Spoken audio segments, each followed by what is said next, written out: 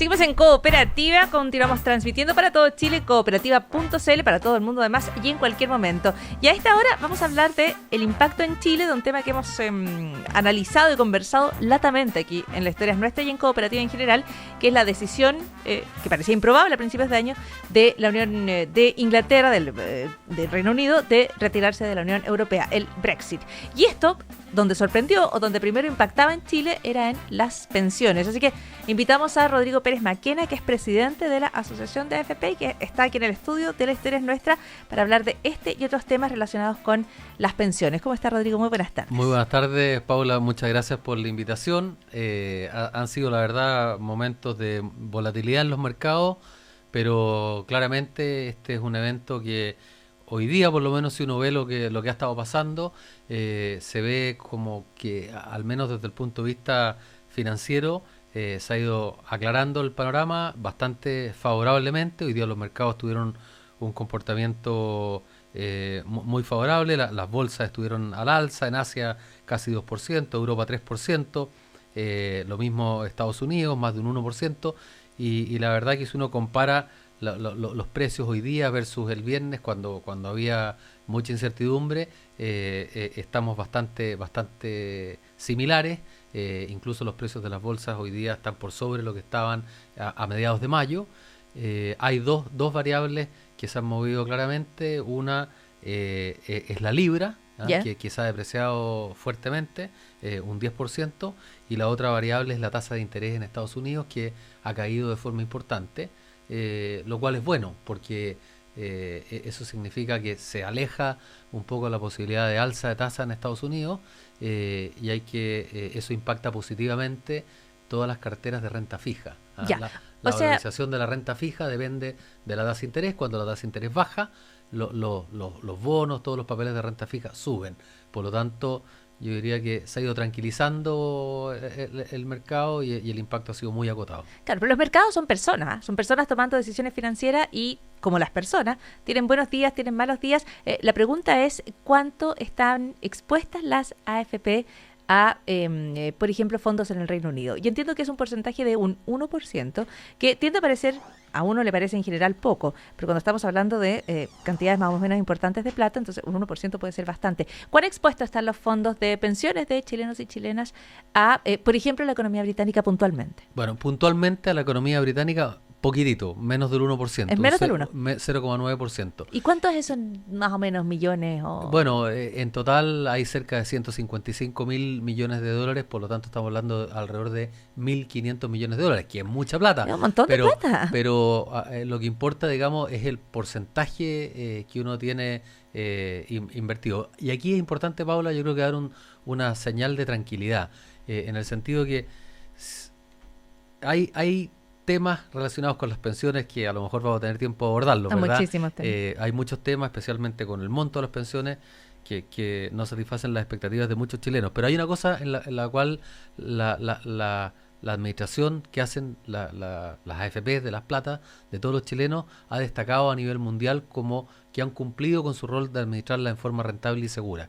Y esa cartera de inversiones está, podríamos decir, los huevos en muchas canastas. Más de la mitad de la plata está invertida, alrededor de un 60% está invertida en renta fija, aproximadamente un 40% en renta variable, o sea, 6 de cada 10 pesos están en renta fija, 4 de cada 10 en renta variable, poco más de la mitad, una proporción similar en Chile, alrededor de 6 de cada 10 pesos están en Chile, 4 de cada 10 pesos están en los mercados internacionales, en muchos países, en Estados Unidos, en Europa, en Asia, en los mercados emergentes. Por lo tanto, la cartera es una cartera sana, que está preparada para enfrentar vaivenes, pero bueno, cuando pasan estos movimientos grandes, digamos, es imposible que no se muevan los precios. Claro, hay como un quiñazo allí. A mí me sorprende que todavía se ocupe la figura de los huevos en las distintas canastas, que yo recuerdo de hace muchísimo tiempo. Pero la cosa, y lo que estamos planteando es que los fondos de la AFP están muy diversificados. Ese es el punto, y que por lo tanto van a estar expuestos a situaciones como la del Brexit, pero los mercados se recuperan y por lo tanto los fondos siguen el flujo natural de las altas y las bajas financieras. En el largo plazo, estos movimientos desaparecen en el sentido de que las rentabilidades que se han logrado han sido muy buenas. En los últimos años han sido menores menores que en los 33 años de historia, en los últimos 10 años, porque las tasas de interés en el mundo están muy bajas, están prácticamente en cero. Por ejemplo, hoy día veía los bonos a 10 años alemanes, pasaron de 0,1%, me dijiste lo bajo, a menos 0,12% antes y después del Brexit. Entonces, estamos en un mundo de tasa de interés baja, las rentabilidades son un poco menores, pero han destacado como muy buenas, o sea, estamos hablando de 8-9% al año los últimos 10 años. Ya, y eso me sirve para preguntar, ya que hablamos de rentabilidades que en general han sido buenas, porque la administración, adivino yo, se plantea desde la asociación de FP, ha sido responsable. Sí, hay una estructura de límites muy dura. Bueno, y también está la regulación y los límites. Lo cual nos deja la duda de por qué las pensiones son tan bajas, y como hay distintos números de pensiones, yo quería plantear derechamente algunas referencias que se hacen, pero respecto, por ejemplo, a la cantidad de personas que reciben pensiones por debajo de los 155.441 pesos. ¿Qué porcentaje es ese? Bueno, no recuerdo exactamente el porcentaje de 155.000 pesos, pero aquí tenemos un problema grave con los números, y esto es algo que nosotros hemos hecho ver a la superintendencia. El promedio, y hemos pedido insistentemente que se mejore la forma como se entregan los números. La pensión promedio es de alrededor de 220.000 pesos, ¿ya? O sea, podríamos decir cerca de 50% de la gente o 45% de la gente tiene una pensión superior a eso y 55% bajo eso. ¿Sí? Ahora, ¿eso sería con el promedio? Con el promedio. Ahora, ese promedio está muy distorsionado porque incluye una serie de números de pensiones que podríamos decir no son pensiones estrictamente. Por ejemplo, bonos por hijo que reciben las mujeres. Hay muchas mujeres que cotizaron solamente un mes para acceder al bono por hijo, y eso figura en la estadística como una pensión, cuando en realidad eso no es una pensión, es un bono que se está pagando, comillas, como si fuera una pensión, pero en realidad son personas que nunca cotizaron, y así sucesivamente. Claro. Hay casos de segundas y terceras pensiones, además esos aportes que no del están Estado, sumadas, ¿no? por RUT. Claro, pero mi pregunta tiene que ver con los pero fondos aparece que dentro de la estadística de las pensiones, en circunstancias que no es una pensión, pero y por lo tanto les baja el promedio. Exactamente. A eso vamos. Ya, pero si pensáramos solo en las pensiones que pagan las AFP, ¿cuál sería ahí el promedio? Bueno, el problema es que no sabemos exactamente. Subiría considerablemente, pero con esto no quiero decir que las pensiones sean buenas. Y déjame resumirte un poco lo que está pasando en un minuto. Las AFP reciben el 10% del sueldo de los trabajadores chilenos y lo invierten en los mercados, y eso se ha hecho muy bien. Ahora, ¿significa eso que todo esté bien? No. ¿Por qué? Porque han ocurrido una serie de cambios desde que partió el sistema que no se han ido actualizando. En primer lugar, ha aumentado considerablemente la expectativa de vida. El periodo en el cual hay que financiar una pensión ha aumentado cerca de 40%. Es decir, con el mismo capital lo tengo que circundir en un periodo más largo de tiempo. En Chile, la expectativa de vida aumentó en los últimos 33 años, lo mismo que en Estados Unidos en los últimos 70 años. En segundo lugar, y muy importante, cotizamos poco. O sea, a pesar de que estamos viviendo lo mismo que Europa, más que Estados Unidos incluso, estamos cotizando solamente el 10% de nuestras remuneraciones, un poco más si consideramos el seguro y la comisión, en circunstancias que los países de la OECD cotizan el 20%.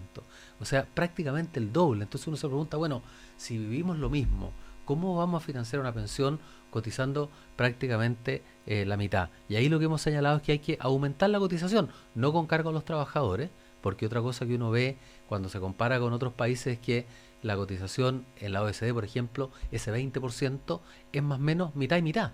Entonces, lo que nosotros hemos propuesto es decir, hay que aumentar el aporte de los empresarios, en una especie como de 1 más 1. No hay que ir nadie está planteando ir a 20, pero el número que ha rondado, digamos, como de consenso, yo diría es 14 o 15%, porque estamos muy desfasados.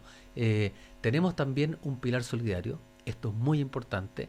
En Chile hay un sistema en que el Estado hace una contribución, el Estado es el que define todo, y aparte del pilar contributivo obligatorio, tenemos un pilar solidario que va al 60% más vulnerable.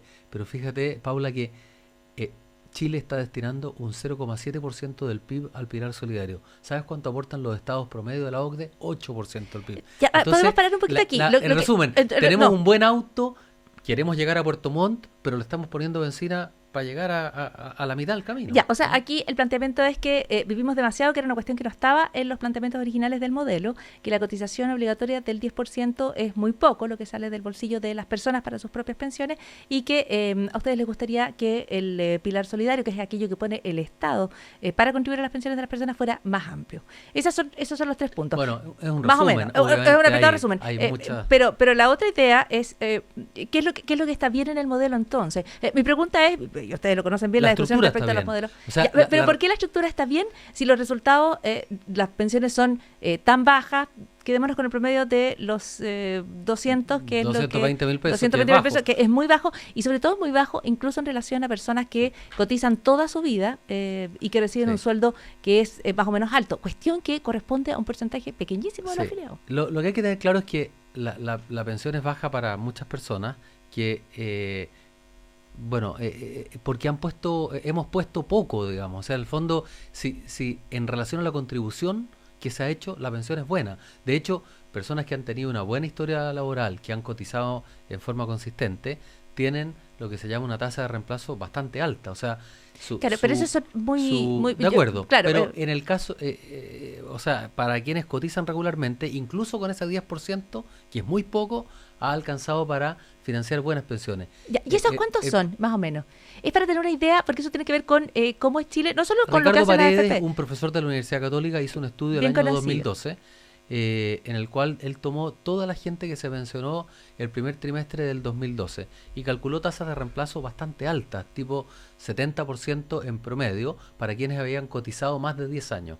El problema que tenemos es que hay mucha gente que cotiza menos de 20 años. Y están las mujeres que tienen estas lagunas. Pero solo para reiterar la pregunta, ¿cuántos serían esas personas que logran trabajar con un sueldo alto y cotizar permanentemente sin que tengan ninguna interrupción en su vida laboral durante más de 10 años? En Chile, durante más de 10 años una proporción importante de la población. El problema mi es que las estadísticas si a lo mejor el tema no es solo de las AFP, sino que en general de la estructura del mercado del trabajo en Chile, los sueldos que son por bajos. Eso mismo tenemos que también, por ejemplo, otra cosa que hemos dicho, tenemos que es importante la obligación de cotizar de los independientes. La reforma que se implementó el 2008 fue una buena reforma, que incluyó una serie de cambios muy positivos. Uno, por ejemplo, era la obligación de cotización de los independientes. En Chile vemos que la gente pasa muy frecuentemente de tener un contrato de trabajo a trabajar como independiente o incluso en el sector informal y deja de cotizar. Como tú bien señalas, hay un porcentaje importante que no tiene una cotización regular durante 30 o 40 años. Por eso es importante dos cosas. Primero, que coticen los independientes, cosa que desgraciadamente se chuteó para el 2018, tenía que entrar en vigor este año. Y otra cosa que es muy importante, la fiscalización. En Chile tenemos todavía, desgraciadamente, niveles de evasión que son extremadamente altos. Son grandes. Rodrigo, pero una pregunta aquí, porque podría dar la impresión de todo lo que hemos conversado, de que todas las peticiones van desde el sistema de AFP hacia las personas o al Estado. ¿Qué tiene que mejorar las administradoras? Bueno, ¿no? Porque cuando uno dice, no, es que la gente tiene que cotizar más, es que el Estado tiene que poner más plata, es que la cotización obligatoria tiene que ser más alta y además las mujeres tienen que trabajar más años, en una declaración de la cual usted además ha pedido disculpas en relación a que eso era una galantería. Pero cuando la opinión pública escucha ese debate, y usted lo debe saber mejor que yo, la pregunta es, bueno, ¿y qué hacen? ¿Qué ofrecen las AFP? Bueno, es que es importante entender cuál es el rol de las administradoras. ¿Qué es? El rol de la administradora es administrar invertir los fondos en forma rentable y segura. Y eso lo han cumplido a cabalidad. Ahora, ¿significa eso que todo esté bien? No, por todos estos problemas que estamos comentando. Las AFP, desgraciadamente, no podemos obligar a los empleadores a poner ese 4 o 5% que se necesita. Pero, por ejemplo, y eso requiere un cambio legal. No, se entiende. No, por eso, volvemos al tema de lo que pueden hacer los otros y yo quiero tirar la pelota hacia lo que puede hacer. ¿Hay algo en lo que se puedan gestar las administradoras? Las administradoras tienen un rol que está muy acotado por ley a administrar las platas en forma rentable y segura. No pueden entregar ningún beneficio que no sea bajar sus comisiones, en la cual las AFPs compiten entre ellas intensamente. Pero más competencia, por ejemplo. Hay una competencia muy intensa. Otra cosa positiva, por ejemplo, de la reforma del 2008, como yo señalaba Te digo, pero es que de verdad que quiero devolver la conversación a... Sí, yo y quienes nos escuchan sobre todo, ¿no? Yo tanto no importa. Lo que importa es que quienes nos escuchan y comprenden perfectamente la serie de peticiones que se hacen al sistema, pero yo reitero la pregunta, ¿qué pueden hacer las AFP? Porque el mandato de administrar los fondos y, por supuesto, que buscar la mayor rentabilidad a conveniencia de todos, resulta natural. Pero uno adivina que allí hay algo que pueden hacer las AFP. Por ejemplo, cuando se habla de competencia, ¿son cuántas AFP? 6. ¿No puede ser muy intensa la competencia entre 6 AFP que están manejando montos que revisábamos al principio del programa eran de cuántos miles de millones? 155.000 millones de dólares. Ya, 6 actores para 150. A mí me parece que la competencia... Bueno, una reforma que se hizo el 2008, por ejemplo, fue que se licitara la cotización de los trabajadores jóvenes que entran al mundo del trabajo. Es decir, cuando un joven o alguien cotiza por primera vez, a partir del 2008 no elige la AFP, sino que entra a la AFP que ganó la última licitación y permanece en esa AFP por 2 años. Ya, hay algo que se hace desde las AFP. Yo me refería a ese tipo de medidas. Y esas comisiones han bajado enormemente. De hecho, hoy día tenemos las comisiones de las comisiones más bajas del mundo. En promedio, la comisión que cobran las AFP hoy día, como porcentaje de los fondos, está más de un 30% por debajo de una larga lista de países que publica la OECD. Y las comisiones de las AFP que han ganado las licitaciones son extremadamente bajas. Entonces tenemos no solo una competencia muy intensa en el lado de las comisiones, también compiten por rentabilidad. Las AFP permanentemente están haciendo un esfuerzo muy grande por aparecer en los primeros lugares en materia de rentabilidad. Y eso uno lo ve en la tele. Y también por calidad de servicio. Hay algunos que han hecho un esfuerzo muy grande en una red de sucursales en todo el país, en fin. O sea, van compitiendo a partir de esos temas. Sí. Rodrigo Pérez, cortito, nos vamos a revisar todo y se nos acaba el tiempo, lamentablemente, porque de pensiones podríamos hablar muchísimo. Se anunció recién que bajan las pensiones en un 2% y esto está establecido en la ley y de acuerdo a básicamente las expectativas de vida que han subido mucho, ¿no? Y a partir de esa decisión se les están pidiendo explicaciones, ¿no? Desde la superintendencia y también se los está citando al Congreso y allí era por el tema de la rentabilidad. Se sienten las AFP, son dos temas distintos, pero en ambos hay un llamado desde el Ejecutivo y en otro desde el Congreso a las AFP a que rinden cuentas o expliquen sus actos. Bueno. ¿Se sienten las AFP un poquito emplazadas por el sistema en este momento? El momento en que se debate el modelo, en que hay mucha indignación ciudadana, en que las personas articulan su molestia de manera más clara. Bueno, yo creo que estamos viviendo cambios importantes en la sociedad, en el país. Hemos visto este voto del Brexit que muchos analistas internacionales de mucho prestigio han catalogado de populismo. Estamos viendo tiempos de cambio, y en ese sentido a mí me parece bien que la ciudadanía exija y esté empoderada, porque eso demanda lo mejor de todas las personas. Pero déjame aclararte una cosa, las pensiones no van a bajar.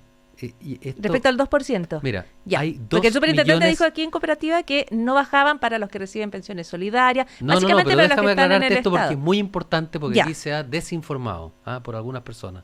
Primero, hay 2,5 millones de jubilados que no les toca en nada el cambio en las tablas de mortalidad que publica la Superintendencia de Pensiones. Ya, son de ¿De ustedes. acuerdo? Perdón, los 2 millones. Hay 1.300.000 jubilados del sistema antiguo y 1.200.000 jubilados del sistema nuevo, a los cuales esto no tiene nada que ver con su pensión. O sea, su pensión está determinada, 2,5 millones de personas, que es el 100% de los jubilados de hoy día en nuestro país, es que este cambio en las tablas de mortalidad no los afecta para nada. Ya, y 1 millón de ellos son cotizantes de AFP, o fueron 1.200.000 jubilados son de AFP, 1.300.000 del sistema antiguo.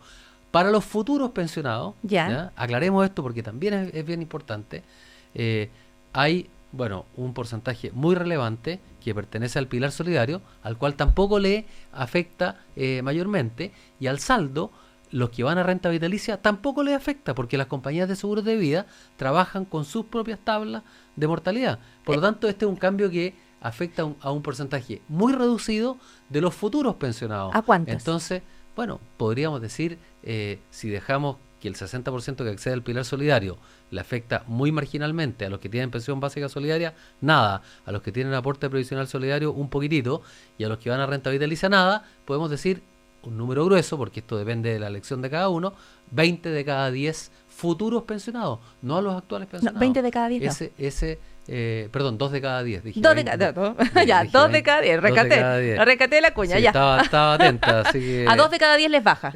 Bueno, les podría bajar en la medida, si optan por una renta vitalicia, las compañías de seguros de vida trabajan con sus propias tablas y por lo tanto no les afecta. A ellos no les afecta. No les afecta. Entonces, cualquier persona que vaya a una renta vitalicia no se ve afectada por esto. Rodrigo Pérez Maquena, muchísimas gracias por la conversación en Cooperativa. Habría muchas otras cosas que conversar. No le vamos a preguntar sobre la galantería con las mujeres porque pidió disculpas por esa, sí, por pero esa declaración. Yo quería decir justo lo contrario, y que esa norma está perjudicando gravemente a las mujeres. Pero para eso tendríamos que tener otra entrevista, que lo dejo invitado desde ya porque hay muchísimos temas y particularmente con mujeres para hablar. Brasil acaba de anunciar un proyecto, una idea que se está debatiendo de aumentar la edad de jubilación a 70 años.